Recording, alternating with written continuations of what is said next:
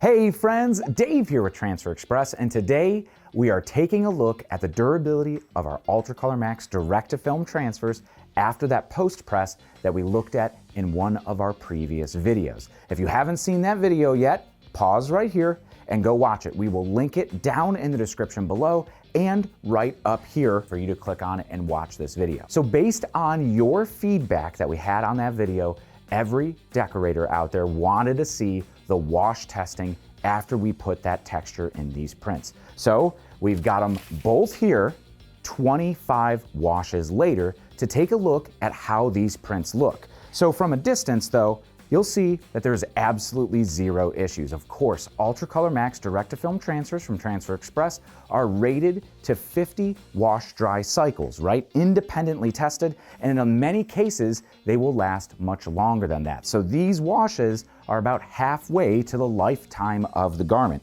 You can see that there's even some fraying on the tag, and the fabric necessarily isn't as smooth as it once was right when we first pressed it. So let's take a closer look at all of these and see how, number one, the texture is going to hold up, and number two, did we have any issues with any of these post-press treatments that affected the overall durability of these transfers. You ready?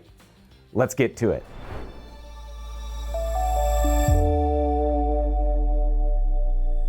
So of course, in our last video, we used a few different post-press treatments and we got some really interesting results in the texture of the direct-to-film prints. Now remember, we did kind of mark these in the video to show where we pressed half and left the other half essentially native to the first initial press, the way that it says to apply UltraColor Max on the instructions. So let's get down first to I think this was the craft paper. You can see that even the Sharpie has washed out from where we labeled these things and these lines here. So from our post-treated to our regular application, I will say here with the craft paper, it looks identical. There does not seem to be any change in the hand feel of the print itself or any appearance. With the washing, we picked up a little bit more of the garment texture that pretty much almost exactly matches what that post-press looks like. Here, even in the white,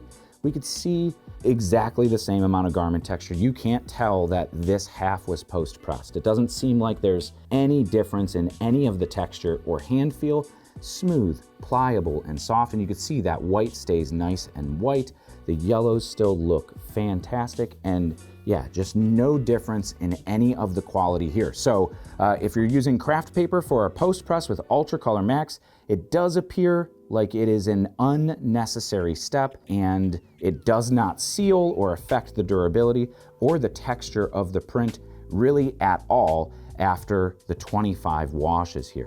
Next up is going to be our canvas texture. So let's see this one here and see if we have any difference. So holding it up to the light, I could definitely still see in this yellow area that we have that canvas texture still in here, but with that washing, we seem to have gotten a little bit more of the fabric texture than we got on that initial wash. The hand feel does not appear to be any different whatsoever. Just like we talked about in that original video though, this canvas texture does kind of just reflect the light, or at least break the reflection of the light. Like if I'm trying to look at it at an angle, and it may be just slightly more matte to the eye than the initial. Maybe if you want to be adding that texture, canvas could still be an option that is going to make an impact. Stretch, durability, still absolutely phenomenal 25 washes later. But looks pretty cool still too, right?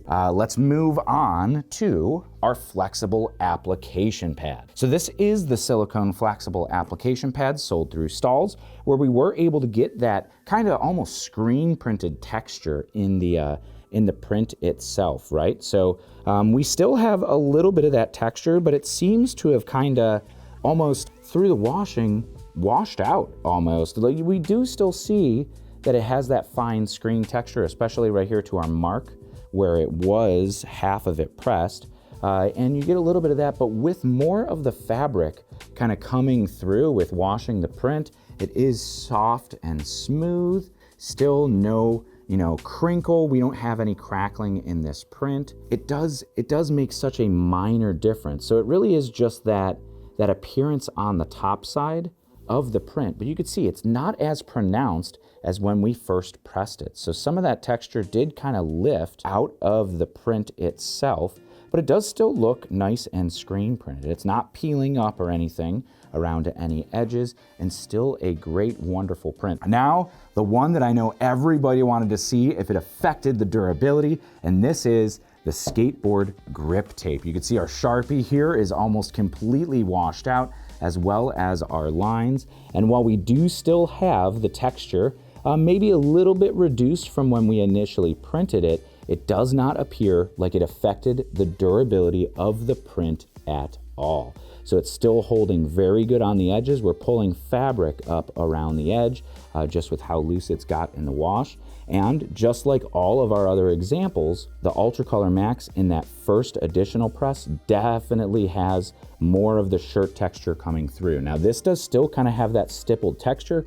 I know a lot of folks in the comments said it may look a little bit more like direct to garment, and maybe it does. It definitely has kind of like a direct to garment or screen print look to it. And you could still see that it does have those tiny little dots, but it didn't actually like perforate any of the film at all. But we still do have some of that texture from that Skateboard grip tape in there. And we have since linked it down in the comments section below there on what grip tape specifically we used from Amazon. And of course, you could find it in bigger sheets, but it's not peeling up or pulling up on any of the edges here. So it definitely does not impact the print quality on that post press at all. No peeling. The stretchability, let's make sure is still there. Stretches good, rebounds back into place just like we thought it would, and just like it does on the original print here. So as it comes to the matte finish of it, just like that canvas, I think we are changing the surface texture of the print itself. So it just reflects a little bit of light. So it looks maybe slightly more opaque still, but does not affect the durability of the transfer. It's not gonna be peeling or washing or warping up. You just wanna make sure that you are applying it to those application settings on that first press. All right, so the moral of the story, does it impact the durability to post press? No, it doesn't. And after 25 washes, does it impact the quality or the look and feel of the transfer? Very, very minimally. So starting with a quality transfer, number one is going to be your best bet. Just like we see right here in front of us, regardless of what post-press treatment or cover sheet that we used, the first just regular press, single press and a hot peel result looks phenomenal. It washes all the same. And in some cases, those post-press ones with the craft paper or even the flexible application pad don't really look all that different when we talk about the garment being washed and worn. So what do you think? Should we do more wash testing until these things start falling off and keep updating you here on the Transfer Express YouTube page? Or do you have other materials that you would love to see side by side with this test as well? But as you could see here, UltraColor Max looks phenomenal, feels great on the garment, regardless if you post press it or just with that quick application, single hit, and that hot peel, it washes and wears all the same and looks oh so very similar in terms of texture or even the way it reflects any light for that shine on it. Should you do it? It's gonna be a preference up to you. Just like we mentioned in that first video, a completely optional step. And for myself, I don't know if I would take the time to do a second step on all of these transfers when it looks great with just that single press. That's gonna save you time, save you money, and help you print efficiently. Be sure to subscribe right here to the Transfer Express page to stay up to date on all of the heat printing tips, tricks, inspiration, and education that we're dropping every single week. But until next time, I'm Dave. Happy pressing. Maybe happy post-pressing, if you wanna try it. Try it out. Let us know what you think in the comments below.